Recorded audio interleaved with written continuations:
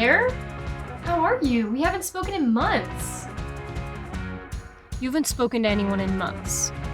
I usually wouldn't care, but you have my notebook.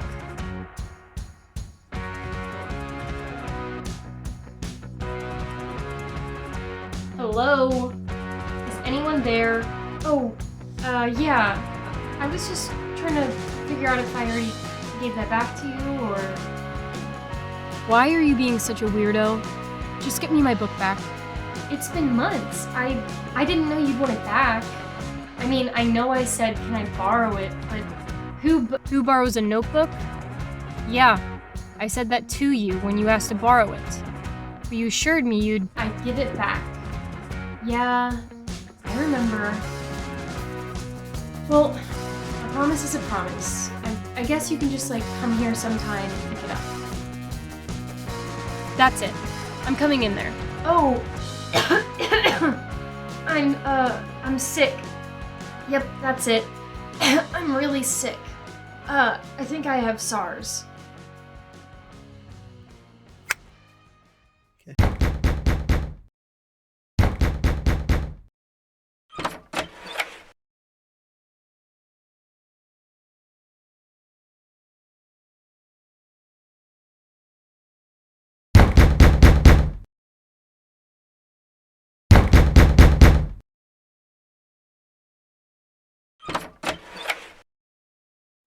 Give me back my book, loser.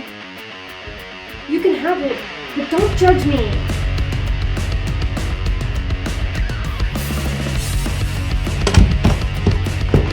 You can't have it. It's mine. It's personal. I need it.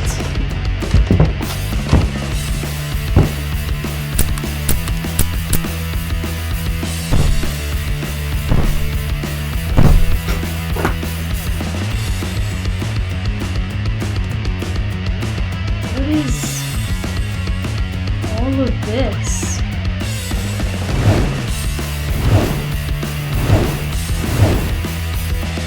It's nothing. Get out. Isn't that Zach from FuzionFrenzy?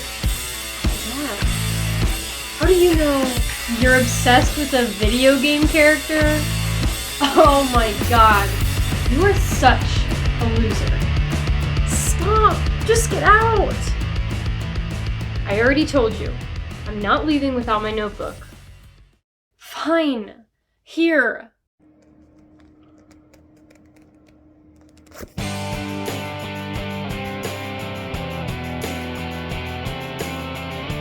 Now let's see.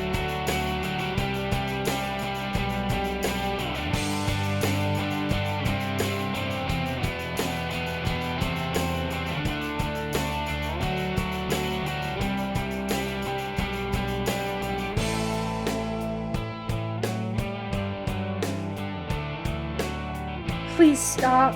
This is so embarrassing.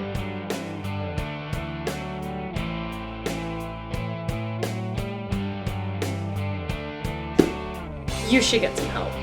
I'm out of here.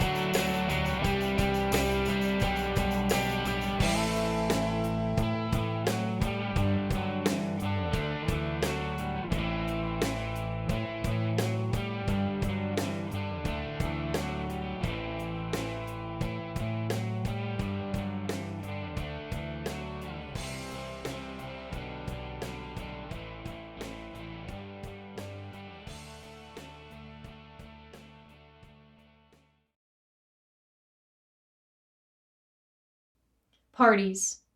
A gathering of individuals used for merriment and wonder. For years, gamers didn't have a seat at this table. Often made fun of or ignored, never allowed to join in on these events that can truly shape us as human beings. But then a group of talented developers decided they'd change everything. They decided gamers needed to socialize. They knew we could put ourselves out there and have all eyes on us, if only they could bring gaming to the forefront of culture. These brave women and men threw every option out there. Then they landed on a genre not yet used. The party genre. What if they created a genre of game that transcended the subpar reality of long nights of single-player campaigns and even longer nights of tear-filled gamer-eyes that followed? Parties and games where gamers could prove their prowess in a sport they've become linked to at a subatomic level. Yes, gamers could finally rise up and hold the throne, if only for a moment. And when most people are asked their favorite party game, they may say Mario Party or WarioWare. The devious jokesters might say Jackbox or maybe even Kahoot. But most don't realize that they are forgetting the kingpin of party games, the precursor to skatepunk x futuristic sports arenas. And Microsoft's answer to the aforementioned Mario Party: FuzionFrenzy!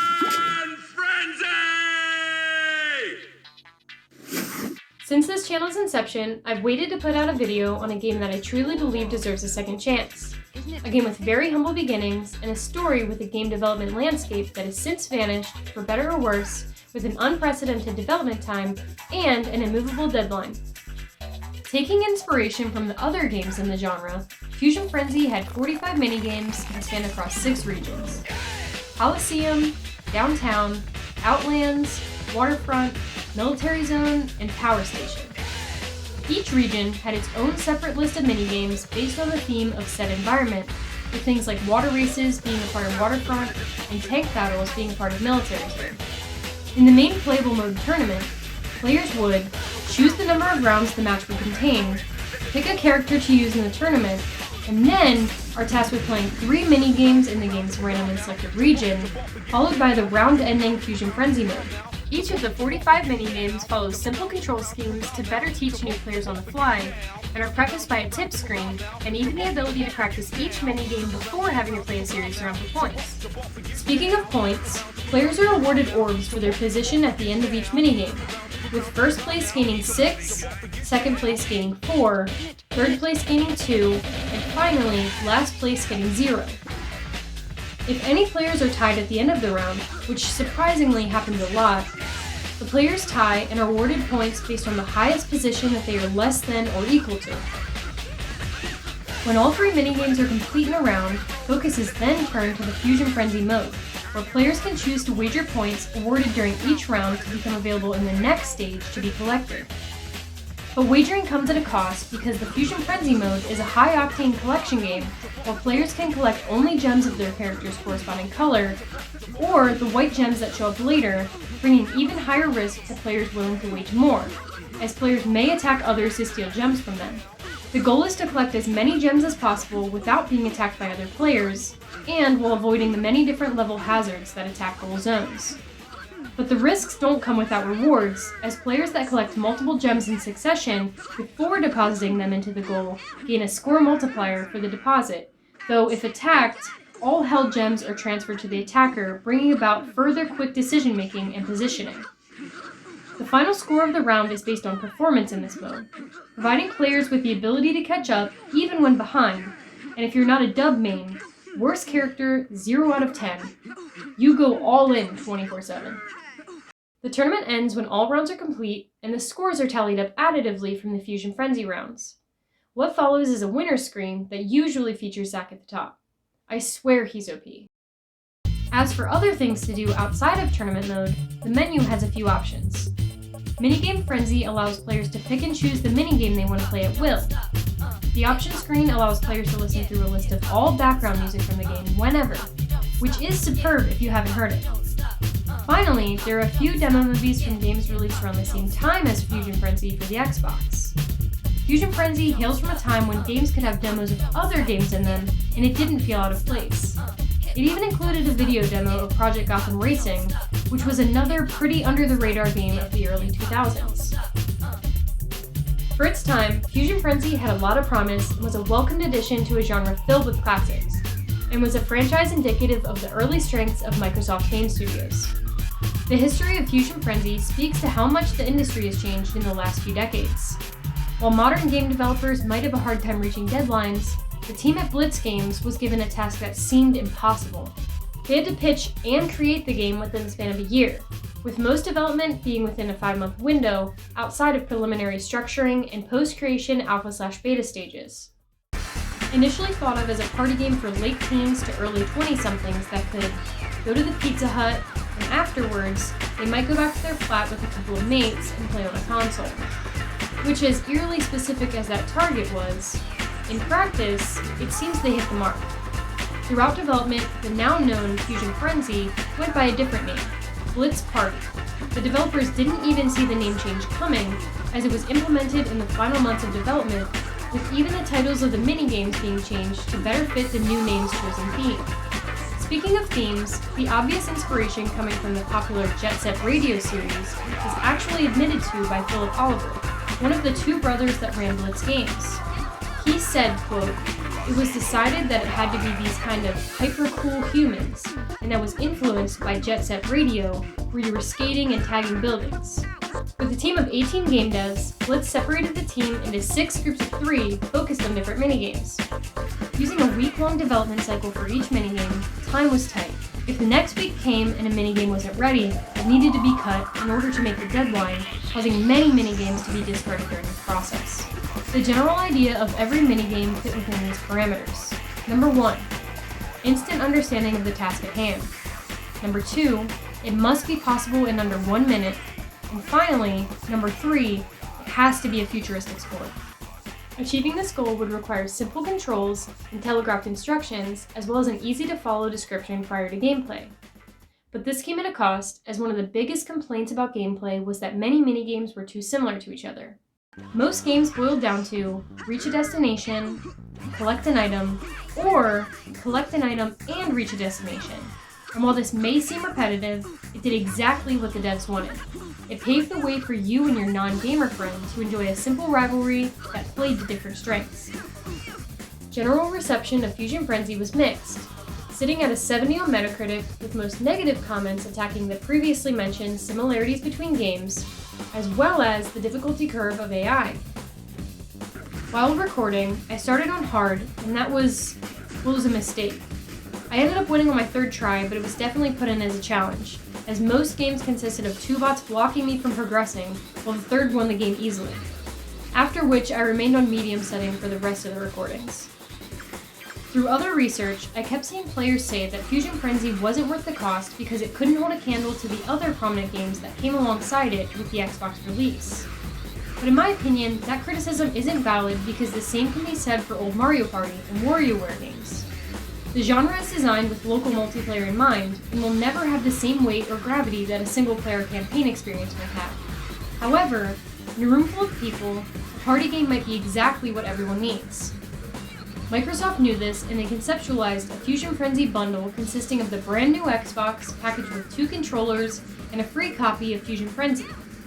Unfortunately, this would never see the light of day as the concept was scrapped after Microsoft realized the price was not worth it for the product. As the video comes to a close, I just wanted to make a quick note about FuzionFrenzy 2 and a topic that many people have talked about on this platform: game preservation. There are those who believe that the IP holders should be able to prosecute certain websites for hosting games and emulators, and how it could be damaging to the brand, or even rob the developers of money. However, in the case of FuzionFrenzy 2, that was the only option, and even then I couldn't personally get any form of emulation working with the title. Much like Shoot Many Robots, another game I previously did a video on, the game is entirely delisted and can't be purchased from any storefront, and as of this recording, is unable to be successfully emulated. Even worse is that a different team was at the helm of the sequel, a team which was intrinsically linked to the party game genre, Hudson. If that name seems familiar, it's because they created the first 8 Mario parties, and were subsequently hired by Microsoft to see a new direction for the IP. Looking at reviews and the Metacritic score of 49 gives us better clarity on why the sequel may have never been ported. The state of the FuzionFrenzy brand is in complete limbo, and as sad as that is, I don't see Microsoft changing that anytime soon. Though, I believe there may be a future for the IP if pursued by Microsoft moving forward. They have the means to have a great online experience through Xbox Live, and mixing that with a genuinely fun, visually unique franchise like FuzionFrenzy in modern day will be a slam dunk if released day 1 on Game Pass. If you find yourself and your mates bored in your flat sometime, definitely hop on FuzionFrenzy for some futuristic skate scene fun.